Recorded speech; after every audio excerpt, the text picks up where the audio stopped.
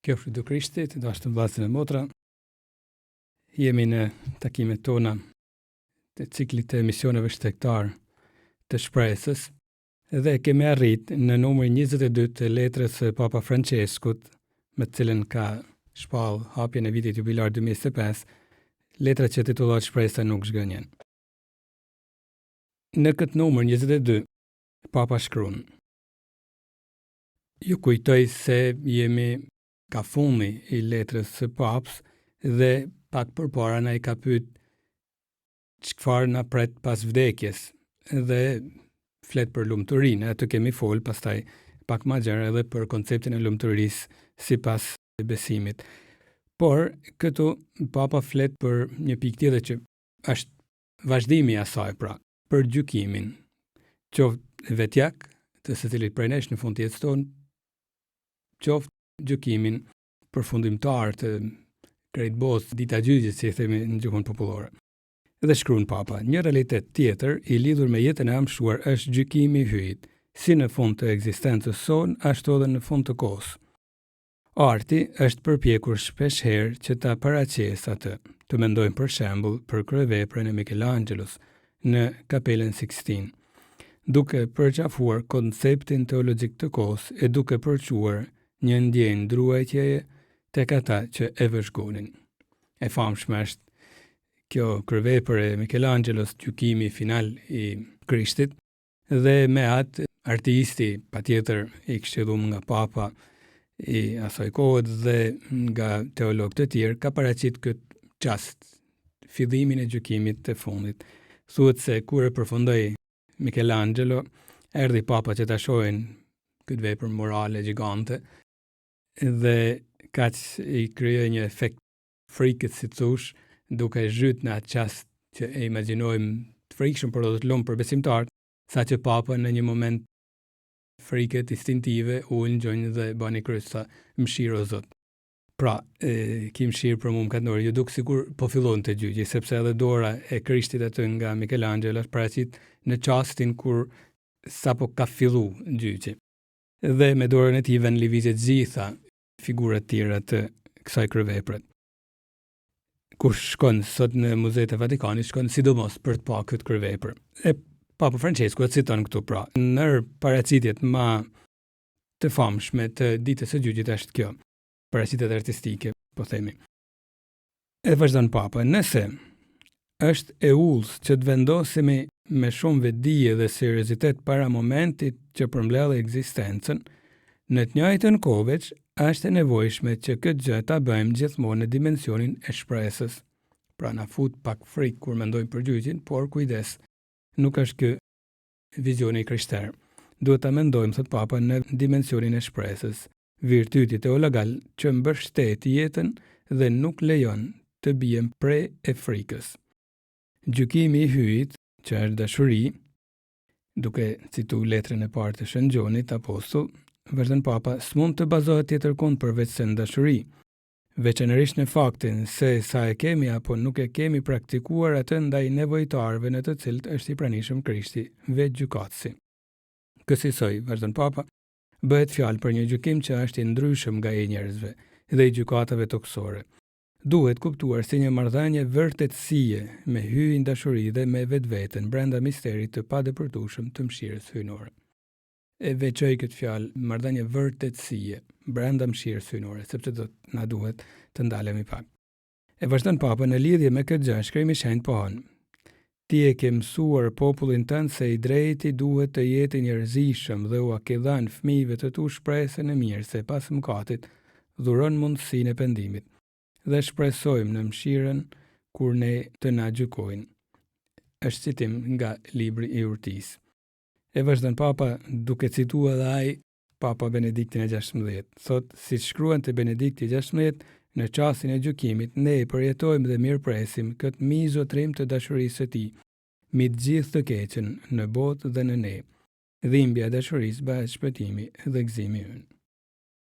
Kjo ishte ajo pjesë që dëshirojmë të lexojmë nga numri 22, edhe pse më poshtë Papa vazhdon, por ndalemi këtu sepse do të flasin aty më shumë për purgatorin që tash po e citojmë kur të vinë rallë të flasim për këtë realitet.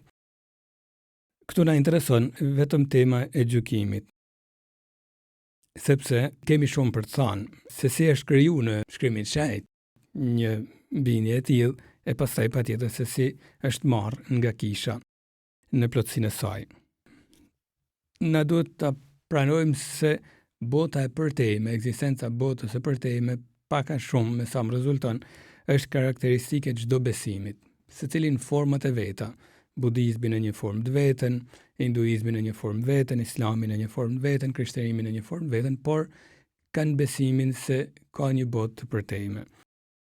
Janë të pakta ato besimet që aktualisht nuk besojnë në një botë të përtejme. Pra kanë bindjen se ekziston një botë ku të mirët, të drejtit e besnikt shpëtohen në përjetësi. Ky është caku ku shpresojnë të arrijnë të gjithë ato që kanë një etje shpirtërore. E dita e vdekjes, kështu edhe në krishterim, në këtë rast cilësohet si dita e lindjes, pra lindin për jetën e pasosur. Edhe në fakt shumicës së shenjtërve kisha u feston festën liturgjike ditën kur kanë vdek, përveç nëse janë rrethana të tjera që kanë vdek ndoshta ditën e Krishtlindjes ose kur bën koha e javës së madhe afër Pashkëve, atëherë ne spostojnë ma vonë në mënyrë që të kenë mundësinë kishat ta kremtojnë më solemnisht, por zakonisht thash kremtohet ditën e vdekjes. Dhe është me sa duket praktik e shumë besimeve. Disiplina teologjike që në kish merret me gjërat e fundme, pra ato që do të ndodhin në fund të kohës, quhet eskatologji. Merret qoftë me gjërat që do të ndodhin në fund të jetës tonë, po thosha pra gjykimi vetjak, ashtu edhe për gjërat që do të ndodhin në gjykimin e përgjithshëm, e gjithmarrshëm, gjykimin universal, siç mund të quhet ndryshe. Qysh në fillimit e historisë, njerëzit në fakt janë përpjek me gjetë përgjigje për sa i përket problemit të vdekjes. Interesant, sepse ne njerëzit kemi një instinkt që na, si thosh, bashkon me gjitha gjallësat tjera për ta dëshiruar jetën në trup. Por me sa duket njeriu ka një instinkt tjetër më të thellë.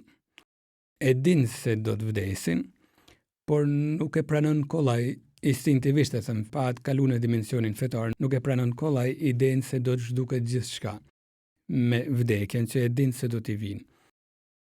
Ky është instinkti, po themi i thellë, por nuk besoj se besimet pastaj janë bazuar vetëm tek instinkti.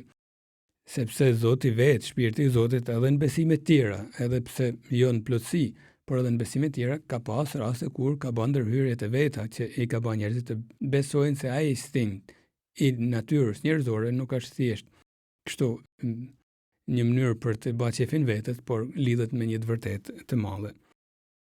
Por po ndjekim pak historinë sepse na duhet të dalim tek shkrimi i shenjtë.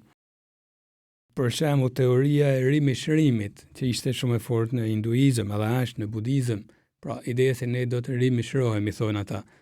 Vdes dhe bëhesh prap njeri, shpirti yt merr një trup tjetër në brezat që vinë, ndoshta edhe më shumë brezave. Ide që është e gabuar për ne krishterët. Por tregon pra se është kjo bindje se nuk marrën gjithçka me vdekjen. E ato thonë nëse dëshiron të mishrohesh në një trup të mirë, me një jetë të mirë, atëherë duhet të sillesh mirë kur je në këtë jetë. E thash, kjo është e rrezikshme si ide, sepse tregon se unë pastaj që jam i varfër për fajin tim. Dhe kështu nuk bëj asgjë për të ndryshuar strukturat e korrupsionit, ku të pasurit atëherë duken si të favorizuar prej Zotit, pra kanë drejt që janë të pasur sepse janë rimishruar në një trup pasaniksh. Jo më kot në këto vende krishterimi përndiqet në Indi, po them, por edhe në vende tjera, edhe në Kinë, jo më kot përndiqet sepse ai predikon barazin me gjithë njerëzve dhe kjo nuk u intereson kastave të shtresave pra të larta shoqërore, sepse i fut në krizë. Në atë formë ata e mbajnë në kontroll popullatën e varfër, nërsa kështu atëherë dalin vetë varfrusit e kësaj popullatët. Por, po e marrim si shenjë që është pra kjo bindje e vazhdimit të jetës pas vdekjes.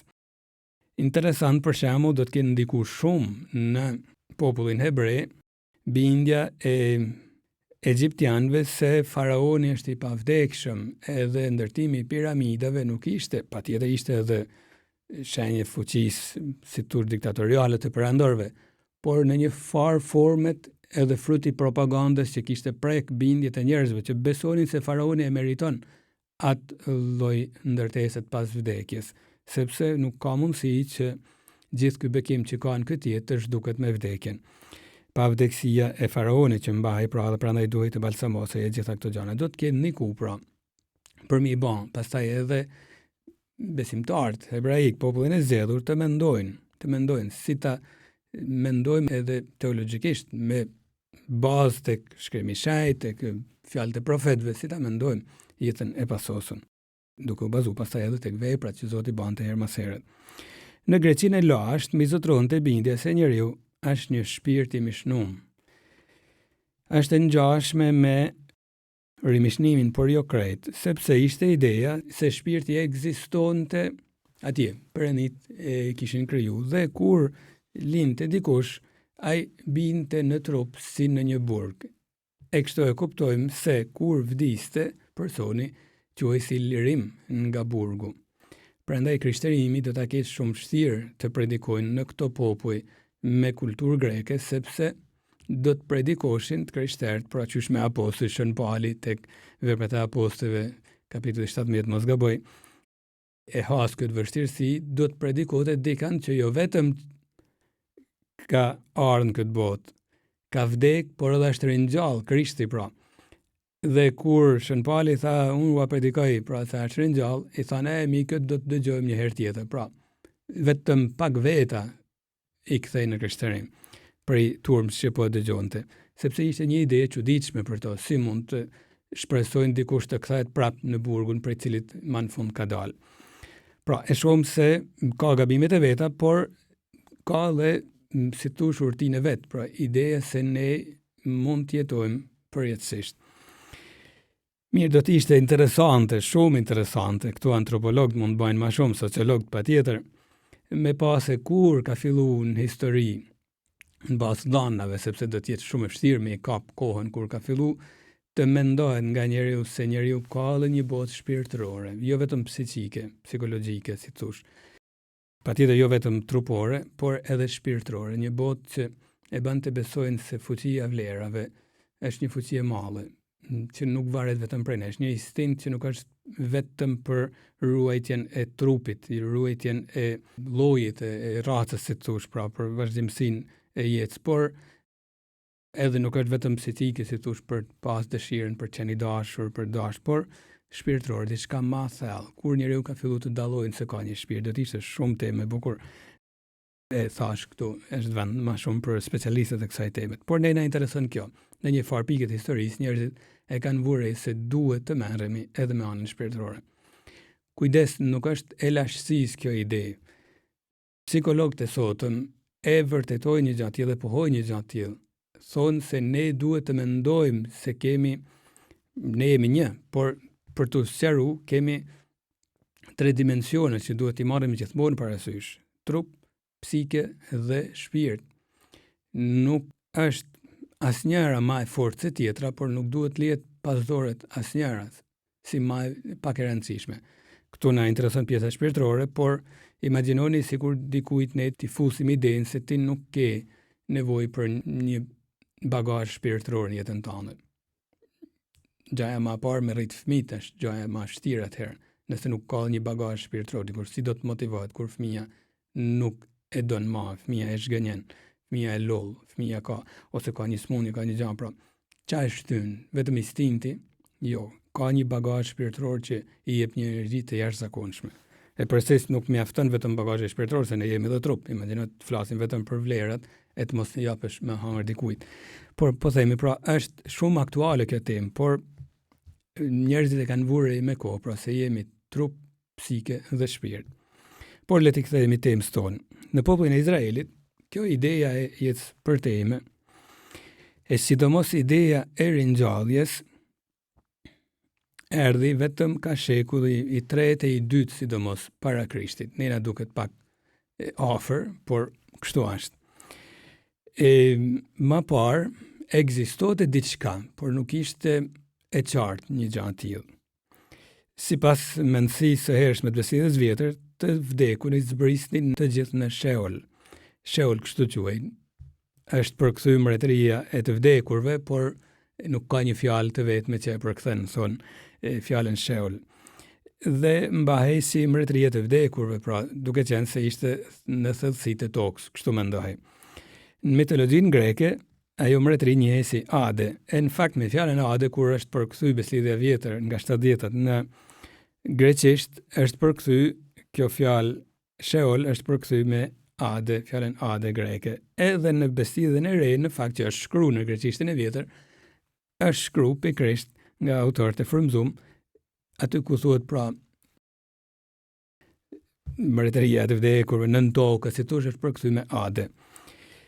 Në latinisht, na intereson këtu, sepse mund të kuptojmë diçka të bukur edhe për shqipen. Në latinisht, kjo fjalë Sheol është përkthy me fjalën inferus, që do të thotë poshtë, pra nën tokë. Në shqip, fjala ferr, kështu e kuptojmë se nuk vjen nga ferrat që gjejmë fushave arave, por nga fjala latine inferus, që do të thotë poshtë, pra nën tokë. Ka kriju këtë lidhje ndoshta në shqipen, por vjen nga kjo fjalë latine, pra. Pra, fillimisht, po e kthehemi pra besimit të hebrejve, hebrejt mendojnë se të gjithë të vdekurit zbrisnin atje në nën tokë, dhe njeriu e përfundon vërtet çdo gjë. Kujdes, Zoti ishte mbi qiej. Si thosh, mbretëria e qiejve që themi, do ta ndeshim edhe këtë katekizën tonë, por Zoti banonte lart.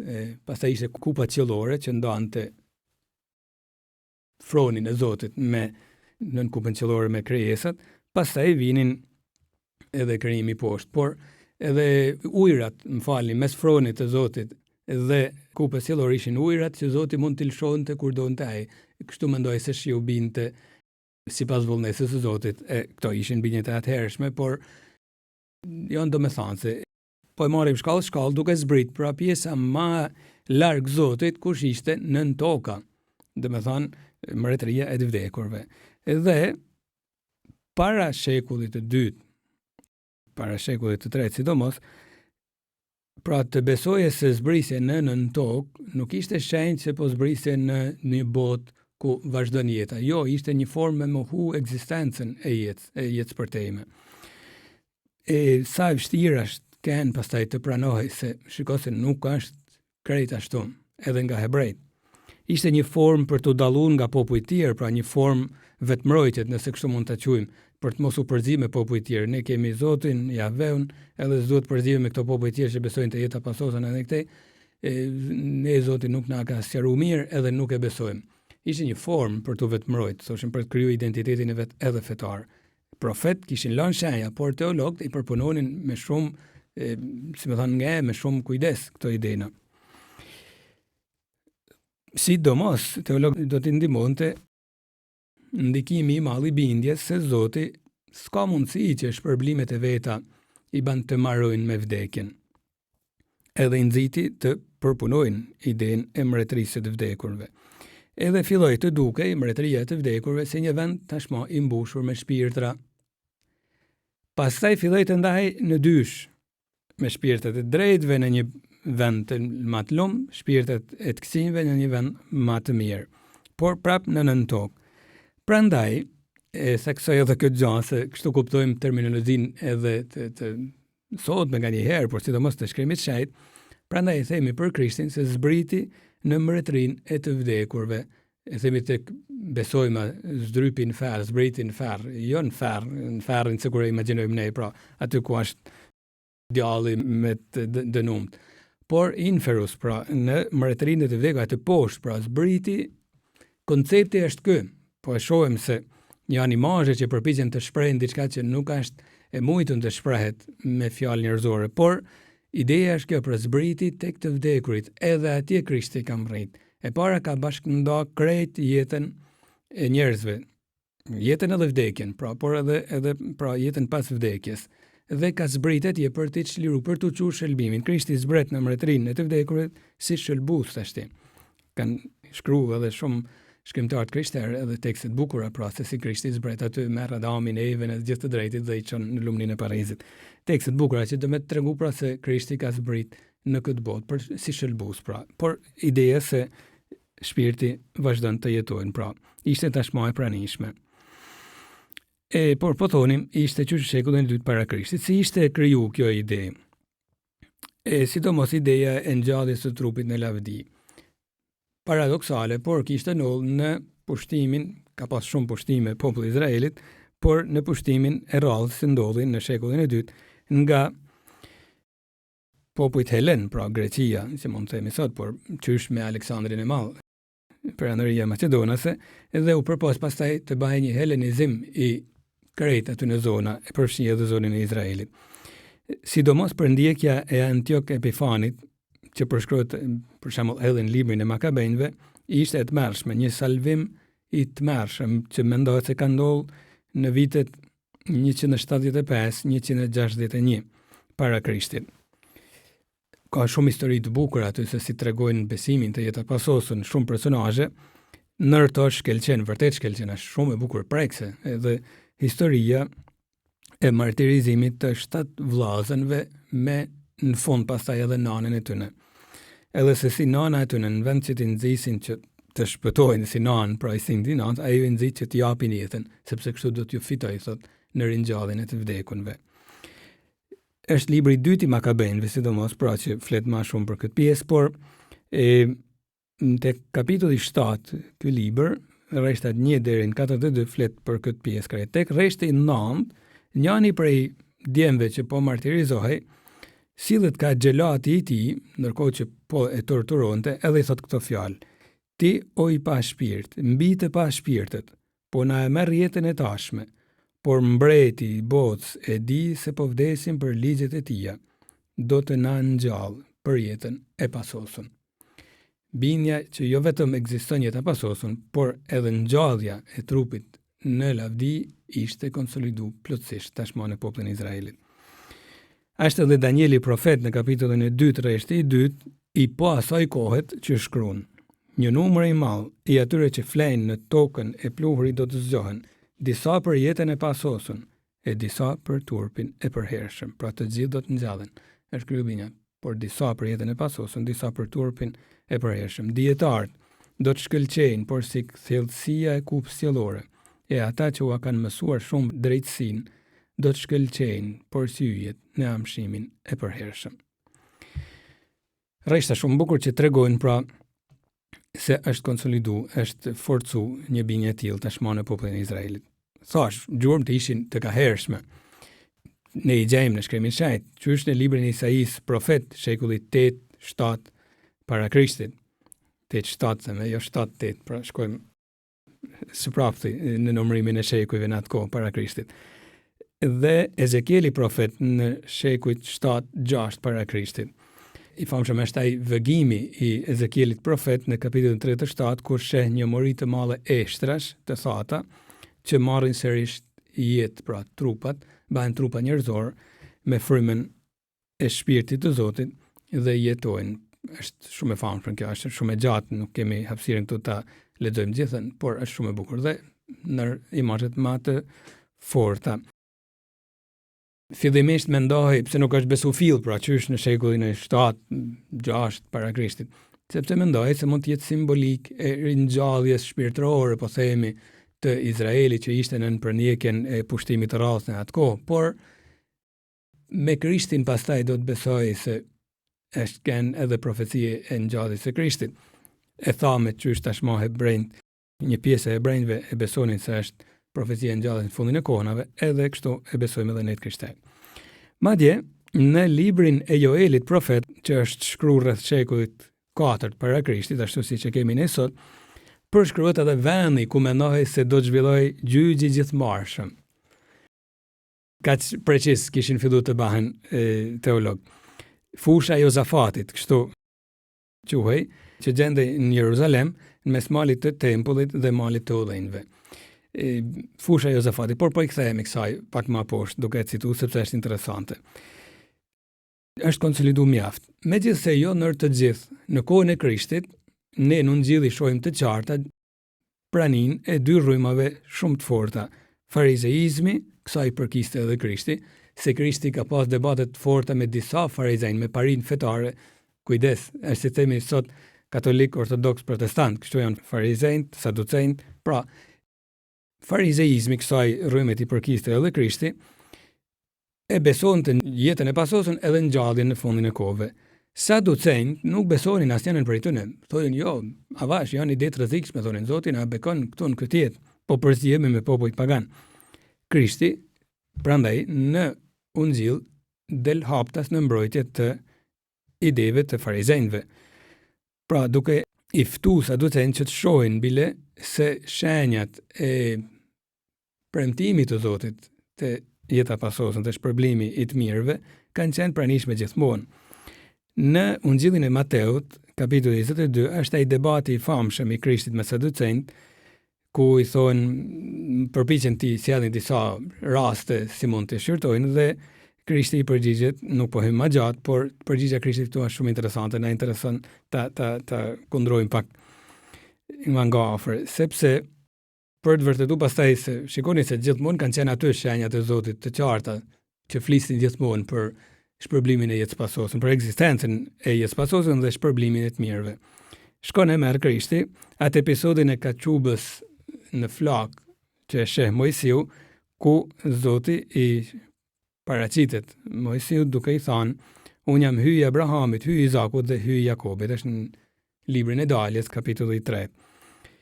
Edhe Krishti thot, ai nuk është hyj i të vdekurve, por i të gjallëve, pra është prezentu në 3 emra, që nuk ka mundësi që janë zhduk, ka marrë gjithçka, sepse si mund prezentohet me emrat e dikujt që nuk është, ai që është, Zoti është, Jave do të Zoti është, pra jeta, edhe kjo është prezentu me emrat e 3 patriarkëve që vazhdojnë të jenë, pra janë afër tij. Edhe Krishti u thot haptas saducejnëve, ju jeni shumë gabim, sepse nuk e merrni vesh shkrimin shenjt, as pushtetin e Perëndisë. E këtu bazohet bindja të jeta pasosën, të shpërblimi i të mirëve, të dënimi i të këqijve, të ngjallja e të vdekunve, të shkrimi i shenjt, të gjurmët, por sidomos të pushteti i Zotit që mund bëjnë çdo gjë. Ne na habit ndoshta pse populli hebrejve ka vanu deri në shekullin e dytë, edhe këtu një pjesë e tyre farizejnë dhe pamë, ta pranojnë këtë idenë e jetës pasosën dhe ngjalljes të vdekunve, mund në habisin, por edhe sot kisha ka disa dogma që avash janë përpunuar në kalimin e shekujve, e kush e di çfarë do të dalin prapë në të ardhmen. Jo kështu gjana hava, mos mendojmë për surpriza të çuditshme, por gjana që diskutohen mes teologëve dhe për momentin nuk është pjekala koha që të konfirmohen nga hierarkia kishtare. E kështu zbulesa hyjnore shohim se ka përparimin e vet deri në fundin e kohëve do të jetë kështu. Mirë, ti kthehemi temës së ngjalljes së të vdekunve. Krishti duke u ngjall pastaj vetë së vdekunit e ka vërtetuar përfundimisht këtë ide. E prandaj këtu do të vijë një mori e madhe, martirizimesh në krishterë, duke befasu botën pagane, çka kanë këto njerëz që vdesin kështu, edhe nuk e kanë problem të vdesin, sepse kishin marrë duke filluar nga populli, një pjesë e popullit hebrej, pra. Hebrejnë ishin apostujt, zoja bekume, i të krishterët e parë, e pastaj duke shpërthyer në gjithë perandorinë romake e jashtë saj, duke e lënë jetën kështu krejt lehtësisht të bindur se rifitojnë në Krishtin e vdekun e të ringjallën. Predikimi e apostujve u bazu sidomos mi këtë vërtet, pra Krishti që ka vdekur është ringjallë na merr afër vetes. Shën Pali, kur filloi të fliste për ngjalljen e trupit, ai filloi të përdorë një term trup shpirtëror. Si thosh, vështirësia për ta imagjinuar si do të jetë trupi jon në ngjallje, normal që ekziston edhe sot. Në ne, shkenca vetë vërteton vdesin çdo ditë disa qeliza, linin shumë të tjera. Sa ma shumë dikush plaket, aq ma pak qeliza lindin, aq ma shumë vdesin. Dhe mos gaboj, çdo 7 vite njeriu të ndryshojnë gjitha qelizat që ka pas para 7 vite nuk i ka. Të më korrigjojnë ato që merren me këto punë ma thellë, por koncepti është ky, pra ne nuk jemi të njëjtit. Dikush 15 vjeç nuk i ka të njëjtat qelizat që kur është 50 vjeç. Cili trup do të ringjallet, pra? Unë i mbetet gjithmonë, ne ndryshojmë, unë jam gjithmonë, ti gjithmonë, por ndryshojnë, pra vështirësia është reale. Prandaj Shën Pauli e nesh, e sheh këtë vështirësi dhe thot një trup shpirtëror, por nuk do të thotë se nuk ka ma materie, por shpirti i Zotit e dinaj se si do ta shpirtëror këto si thush do të me lidh me shpirtin e Zotit, Pra e dinaj se si do ta ngjallin trupin në lavdi. Por është trupi ynë, pra i ynë i fuqizuar nga shpirti i Zotit. Megjithatë, në Shën Paulin shihet se ka edhe aty një ecje që do ta shohim edhe në Rëngjin. Ai ishte i bindur se Krishti do të vinte shpejt. Në letrat e para që ai shkruan, thoshte Krishti do të vinë shumë shpejt, pra s'ka mundësi gjithë kjo e keqe në botë, Krishti më na lën vetëm. Do të kthehet, por po vononte, s'po vinte. Dhe pastaj e shohim se fillon duke thënë, do të vi, nuk e dim se kur. Unë gjilltarët kur shkruajnë Ungjillin, kujtojnë thënë prit se Krishti vetë ka thënë. Askush nuk e din ato orë, dhe shkojnë i marrin këto fraza i vënë në Ungjil pa frikë, sepse është shkruar rreth viteve 70 kur tashmë Shën Pauli kishte pësuar martirizimin e tij. Pra 67 mendohet pak a shumë, por Ungjilli janë shkruar në vitet 70 pak a shumë, pra dhe e kanë pjek këtë ide se nuk duhet të humbasim në spekulime kur do të vinë Krishti. Edhe shkojnë e marrin këto fraza të Krishtit që ka thënë pra vetë që askush nuk e din ato orë. E vetë Shën Pauli në fakt, thash, kishte një ecje të brendshme shpirtërore, fillon të mos flasin më haptas për kthimin e menjëhershëm Krishtit, por të flasin për përgatitjen që ne duhet ta kemi në çdo çast, sidomos duke përgatitur në virtytet, e sidomos virtytet teologale. Feja, shpresa dhe dashuria, e sidomos tek dashuria në Shën Pauli. Është i famshëm kapitulli 13 i letrës së parë drejtuar Korintianëve, himni i dashurisë, ku shtyn që ta përjetojmë dashninë me të madhe. Vetë Krishti është dashni, ndonjë egzegjet thoshte Shën Pauli duket sikur aty duke përshkruar dashurinë, po përshkruar vetë Krishtin që është dashuri. E në fakt Shën Gjoni apostoll në letrën e tij, në njërin prej letrave të tija, e thot haptas, hyj është dashuri. Prandaj duke praktikuar dashninë, ne atëherën jemi gati kur do të vinë Krishti. Është i famshëm ai kapitulli 25 i Shën Mateut, rreshta 31-46, ku e citon edhe Papa Francesku, ku flet Krishti për kur të kthehet të biri i njeriu, pra për vete, do të na gjykojnë mi dashurinë, pra. E atyre që kanë vepruar në favor të varfërve, e të shtypurve, pra nevojtarve, do të thotë ejani të bekum të atit të merrnin pronë mbretërinë që u bë gati për ju. Interesant, mbretëria u bë gati për ju. Edhe thotë, sepse isha i uritur më të ha etj.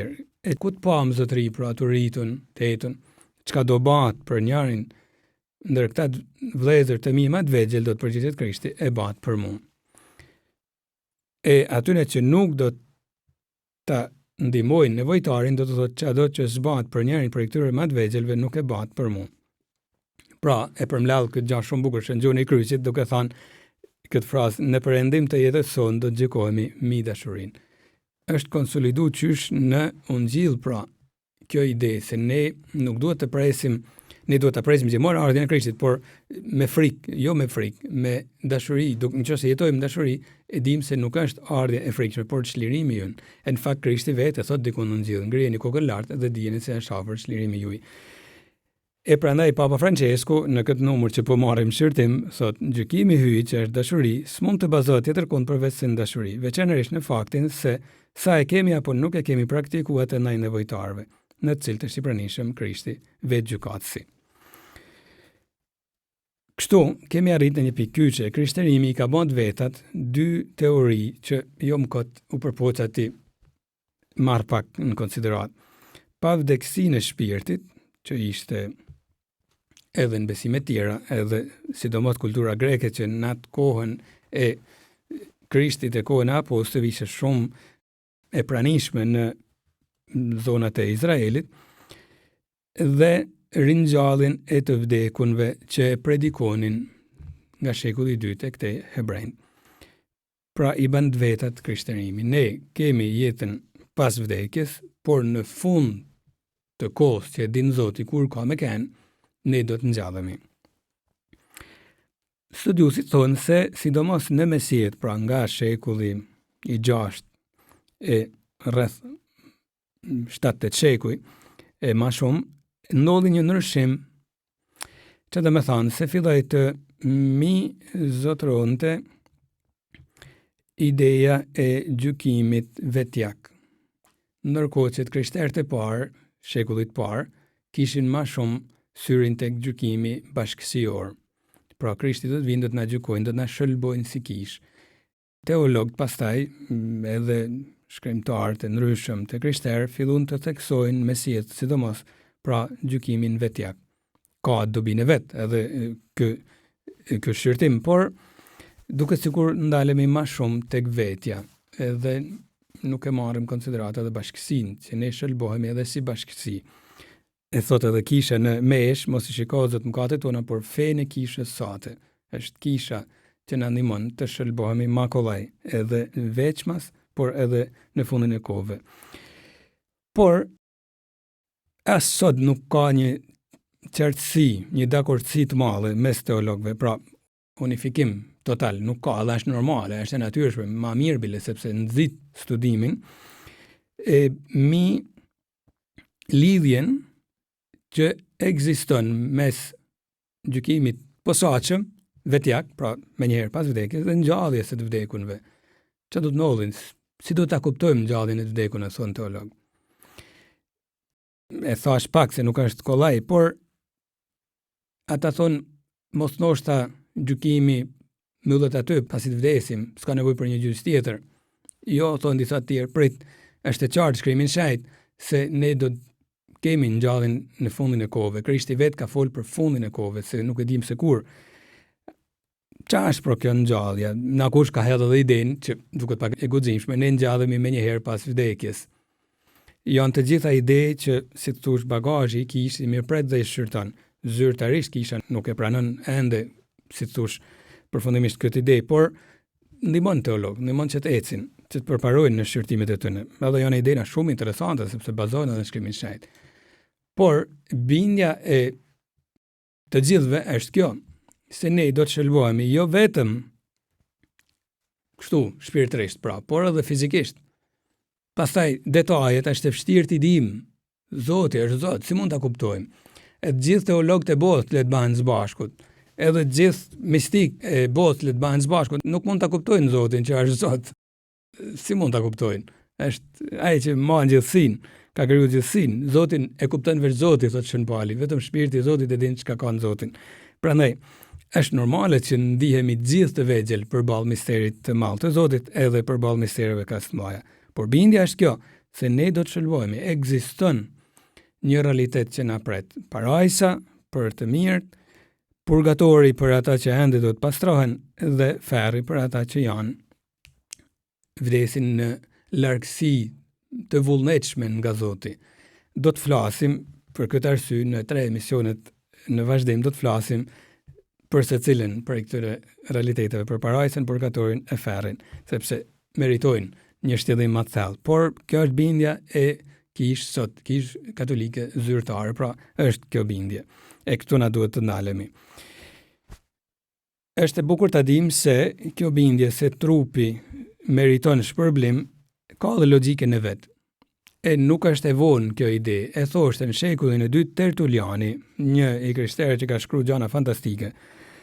Është edhe cilësuesi një prej hetërve të kish, por në fakt ka pas disa herezi që kisha nuk i ka pranuar dhe nuk është pranuar krejt zyrtarisht për hetërve të kish, por disa gjëra i ka thënë fantastike, dhe kjo që po themi është një ndër to.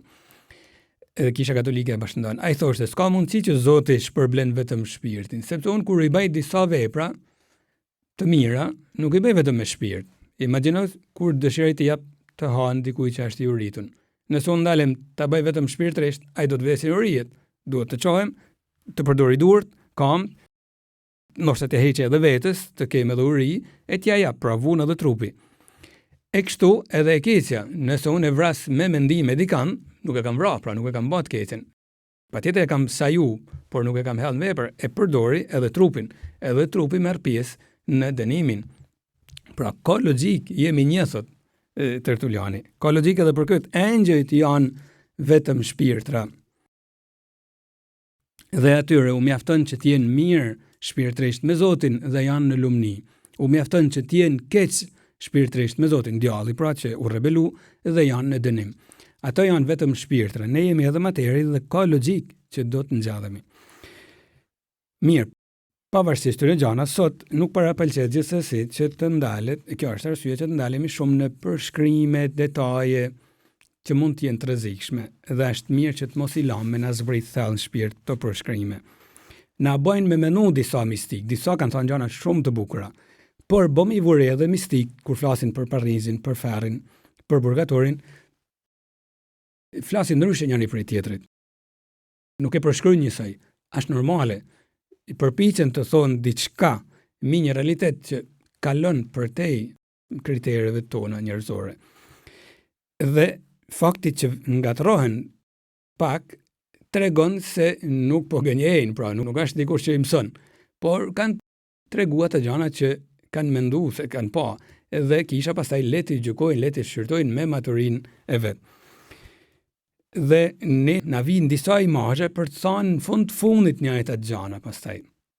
Se parajsa e përshkruan njëri ndryshe, tjetri ndryshe, por në fund thelbi që i bashkon është një, emëruesi përbashkë është një, parajsa është gëzim me Zotin, me njëri tjetrin, me vetveten, ferri është e kundërta, purgatori është fath kalimit për në parajsë.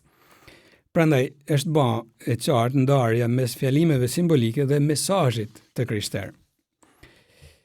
Por nga ana tjetër, këtu më pëlqen, kam dëshirë që ta theksoj me shumë entuziazëm, sepse meriton entuziazëm, si të thosh, ju kërkoj vëmendje. Nuk është e saktë as ti mendoj me ekzistencën e parajsës, purgatorit të ferrit, si krijime thjesht mitologjike, si gjana të kohëve të lashta. Ti lam mistik njëra anë. Teolog këtu na ndihmojnë patjetër, por të marrim natyrën tonë, bëjmë një shqyrtim të jetës tonë përditshme. Është vetë jeta që na imponon nga njëherë që ne të zgjedhim.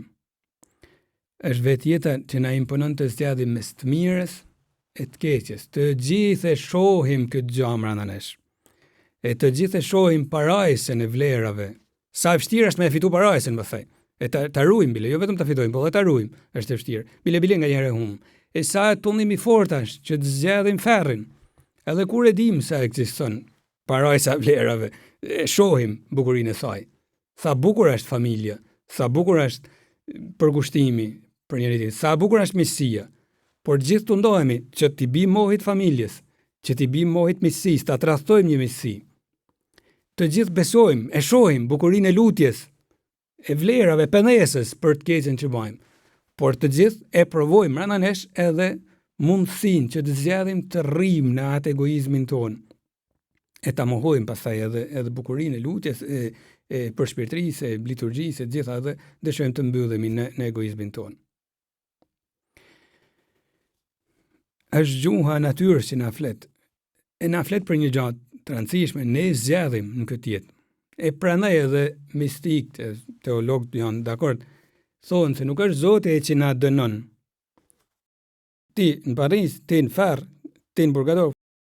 Jo, është shumë, si tush, fëminore ta mendosh kështu gjyqin, thonë teologët. Zoti nuk na dënon, ne zgjedhim vetë. Mund të mos e besojmë, por kjo është ideja që duket se pranohet për gjithëve. Ne zgjedhim Parizin, purgatorin ose ferrin.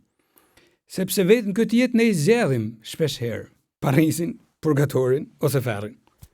Edhe ajo që do të ndodhin pas vdekjes vazhdon në përjetësi, pastaj atë që ne kemi mësu ta bëjmë në këtë jetë, kemi zgjedhur vetë mësu, por kemi zgjedhur me vetdije thellë ta bëjmë gjithmonë, pra, si qoftë mirën, orientimin ka e mirë, qoftë orientimin ka e keqja.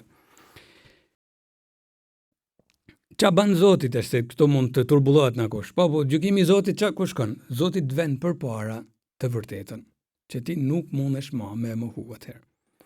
Ndërgjegja në ato qaste funksionon në formën e saj ma perfekte, sepse është e liruar prej turbullinave trupit ndoshta, edhe kjo mund të jetë, por ndërgjegja funksionon, nuk mund të rresh ma vetveten, nëse në këtë jetë ke arrit ta bash.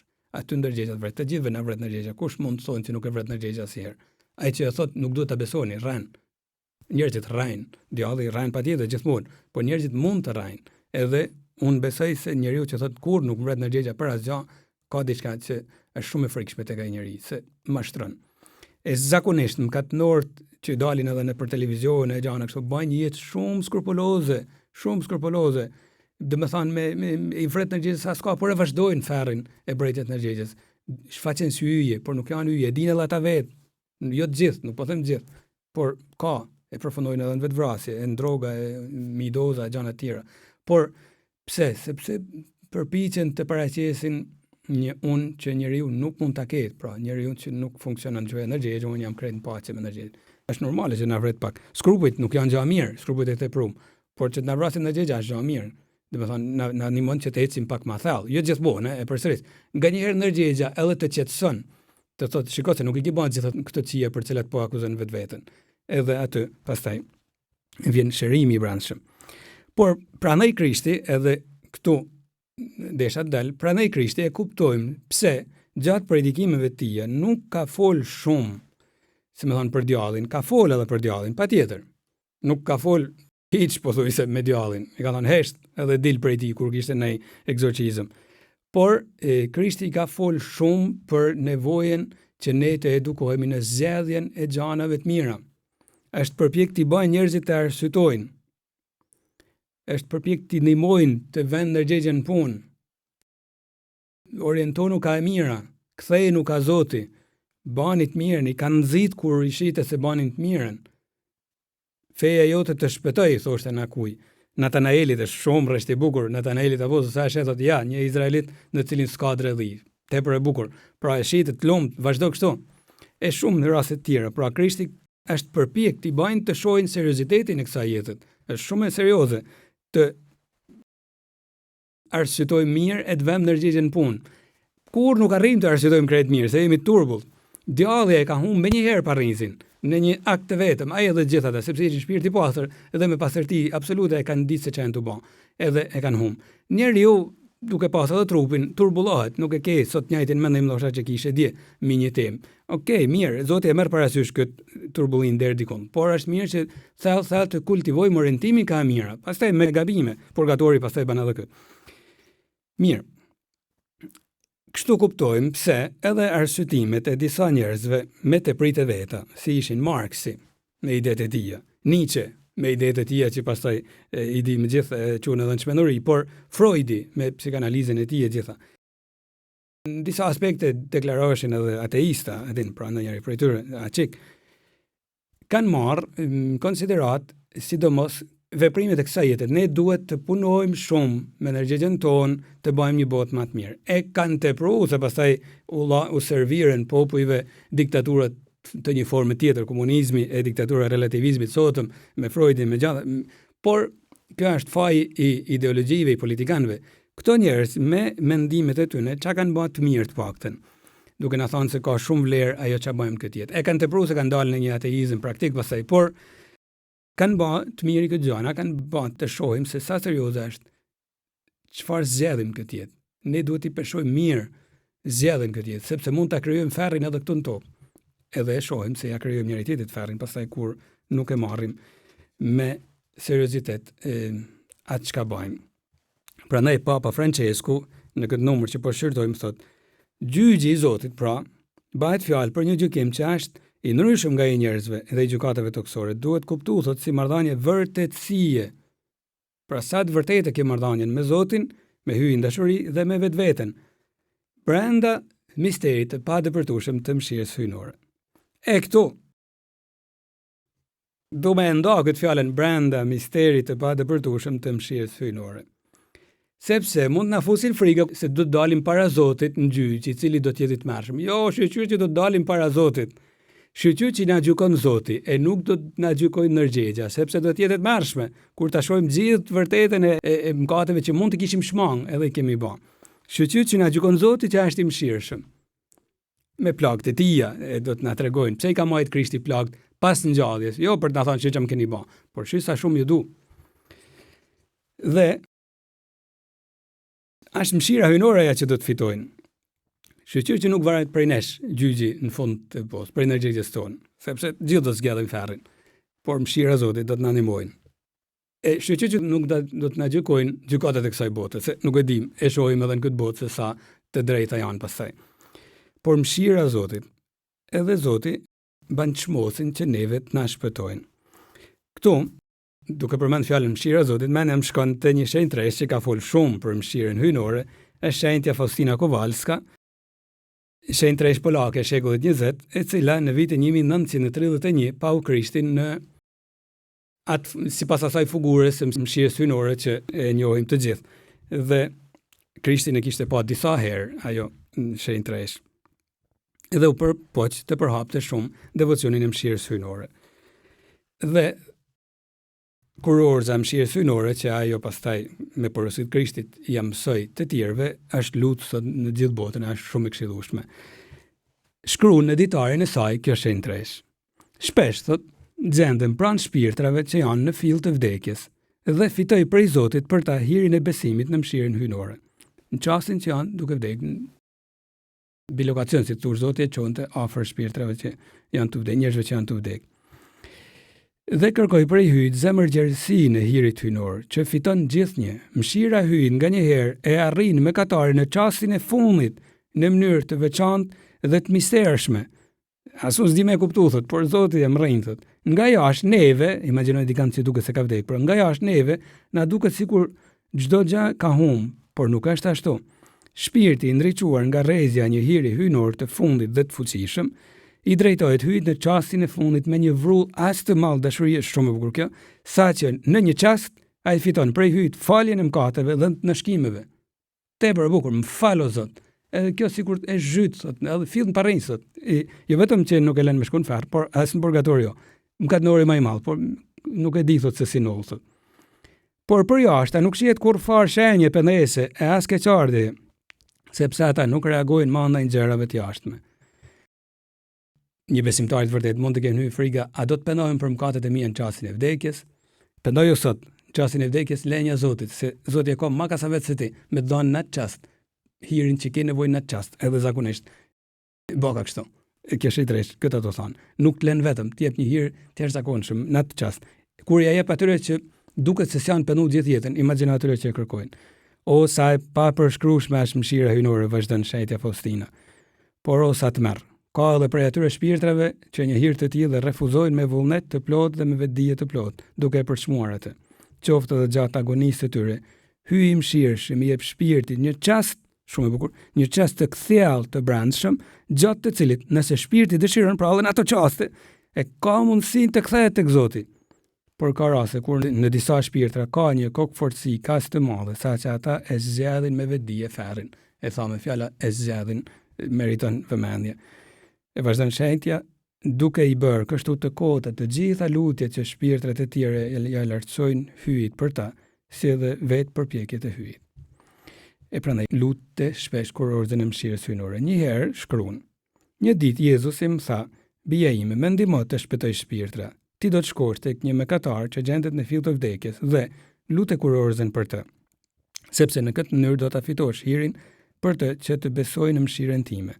Shko, sepse ky njeri është në gjendje dëshpëruese. Pa pritmas, shkruan kjo, e pash veten brenda një kasolleje të panjohur, por s'disha gjasa se si përfundova, ku një i moshuar po vdiste në vujtje të tmerrshme, i rrethuar nga shumë djaj që përpiqeshin për ata merrnin. Rreth tij ishte edhe familja që po çante. Po sa fillova kurorzen e mëshirës hyjnore, shpirtrat e errësirës filluan të largohen, duke më qeshur me tallje, duke më kërcënuar, ndërsa shpirti i mëkatarit të mirë ra në paqe, u mbush me besim dhe pushoi në Zotin. Në atë çast e gjeta veten sërish në dhomën time. Si ndodhi kjo, unë nuk e di. Lutni kurorzen e mëshirës hyjnore. Çdo lutje, patjetër, edhe mas me ditë lutje me fjalë tuaja për ata që janë të vdekur, lutnu se Zoti e ndihmon. Por paska fuqi të madhe kurorza e mëshirës hyjnore, sepse në atë çast fiton mëshira e Zotit. Ne duhet ta lutim sidomos. Sa ma shpresë kanë kur fiton mëshira e Zotit me mëkatënorët, që duket se janë mëkatënorë, sa ma shpresë kanë ata që janë përpjek të paktën ta luftojnë mëkatin jetën e tyre. E prandaj thot Papa Francesku, duhet të mendojë gjyqi në dimensionin e shpresës, jo të frikës. Zoti ka vdek për ne. E si mund të na lën vetëm? Si mund të na lën mëshirë të ndërgjegjës tonë? Jo, në mëshirën e vet, shqyrë që gjyqin e përsërit do të na bëjnë Zoti, jo ne, jo bota. Shetja Teresa e Avils shkruante këto fjalë shumë të bukura, ngushëlluese për ata që përpiqen me dashur Zotin. do të jetë gjë e bukur që në çastin e vdekjes të mendojmë se pas pak do të gjykohemi nga ai të cilin e kemi dashur mi çdo gjë këtu në tokë. Është ngushtuese me menu se do të na gjykojnë ai të cilin e kemi dashur. Ai s'ka më na lënë pa na marrë tek vetja. Po dita e gjyqit gjithmarrshëm universal, pra dita e gjyqit që themi pra. E pa me dhe masipër se hebrejt besoshin se do të nollin. Joeli profet që thash këtu po e citoj pak më gjanë, thoshte se do të nollin fushën e Jozafatit. Edhe thot Zoti në kapitullin e 4 të Joelit profet, do t'i mbledh gjithë popujt e do t'i çojë në fushën e Jozafatit. Atje do të bëj gjyq me ta lidhur me popullin tim Izraelin, pronën time, që i shpërndan nëpër kombe dhe i ndan tokën. Zoti dhe thot te Joeli profet se unë do të gjykoj gjithë popujt në fushën e Jozafatit, pra si tush në Jeruzalem, pra në qendër të popullit të zgjedhur. Çfarë do të thonë? Do t'i dal Zot popullit tim. Do të fitoj unë mit keqen. Këtë vërtet kisha e ka marrë. Do të thonë, ardhja e Krishtit në fundin e kohëve nuk e dim kur ka menoll, por dim këtë kisha e bashkëndan edhe sot katekizmi Kishë Katolike që është shkruar pra në shekullin e kaluam, e ka marrë këtë, e ka rujt këtë vërtet të madhe. Kisha do të jetë në një gjendje, nuk e dim se si, por në një gjendje përsekutimit, për ndjekje të madhe, nuk i dim detajet, por Krishti do të vinë si fitimtar. Kisha nuk do të jetë duke përparu, por duke vujt, sikur Izraelin këtë rast duke vujt për shtypjes së popujve tjerë, pra. Është profecia e saj që do t'i nodhin trupit Kishës. Prandaj shkruan në numrin 677 kështu, katekizmi Kishë Katolike, pra Krishti do të vinë zim kur, ndoshta pas 2 minutash, ndoshta pas 2 milion vjeç, por Krishti do të vinë si fitimtar. Edhe shkruan, duke u bazuar në Bibël, por nuk po him mi citu rreshtet e shumë që ka besimit e re, por duke u bazuar në këto, shkruan të rreshta shumë bukur katekizmi Kishë Katolike. Kisha nuk do të hyjë ndryshe në lavdinë e mbretërisë përveç se përmes kësaj pashke, partë me thënë kalim nga vdekja në jetë si Krishti. Pra para ngjalljes do të vinë mundimet edhe për Kishën, në të cilën në këtë pashkë pra Kisha do të ndjek Zotin e saj në vdekjen e ngjalljen e tij. Mbretëria pra nuk do të përmushet përmes një ngallënjimi historik të Kishës. Nganjëherë kemi idenë Kisha do të fitojnë. Kisha është në përndjekje, mund të jetë në përndjekje të forta kur të vinë Krishti. E vazhdon sipas një përparimi në rritje, por përmes një fitoreje të hyjt, mi shpërthimin e të keqes, kur do të bëj të zbres nga qielli nusja e tij. Ngallënjimi hyjt mbi shpërthimin e skeqes do të marrë formën e gjyqit fundit, pas përmysjes kozmike të kësaj bote që kalon. E bota kalon, pra edhe bota edhe kozmosi pret shpërblimin. Shën Pali e shkruan me këto rresa që dëshiroj ta përmydhi edhe unë këtë katekez shumë bukur. Edhe vetë krijesa, shkruan te letra Romakëve, do të lirohet nga skllavërimi i shkatrimit për të pas pjesë në lirinë dhe lumturinë e bijve të hyjt. Sepse e di, marr krijesa gjëmon dhe vun në dhimbjet e lindjes deri tani. Dhe jo vetëm ajo, por gjithashtu edhe ne që kemi frytet e para të Shpirtit Shenjtë, gjëmojmë vetvete duke pritur adoptimin, shpërblimin e trupit tonë. Se si nuk e dim, por e dim se ardhja e Krishtit do të jetë ngallënjimi mbi të keqen edhe shndrrimi në formën që vetë Zoti e din i marrëgjithësisë e zhytjen lavdinë e hyjt rini. Të marrim bekimin prej Zotit duke kërkuar atij ndihmën që të na ndihmojnë me shtufin tonë në këtë të vërteta. Ju bekoft hyj gjithë pushtetshëm, Ati, Biri e Shpirti Shenjtë. Amen.